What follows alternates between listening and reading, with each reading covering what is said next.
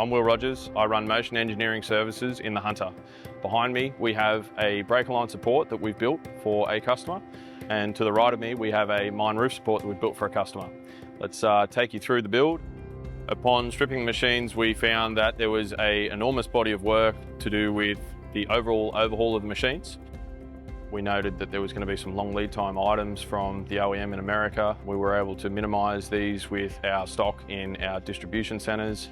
We engaged Motion Fluid Power Solutions to manufacture all the hydraulic hoses for us, and we engaged Motion Industrial Solutions to supply all of the bearings and electric motors for the machines. So there was a minimisation of doubling up with margin through a usual engineering shop or repairer sourcing from industrial suppliers.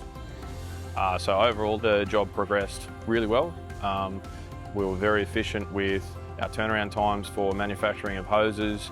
Our parts supply for bearings and pins was fantastic. From a customer's perspective, we've saved time and energy associated with managing multiple suppliers for the overall rebuild of their machine.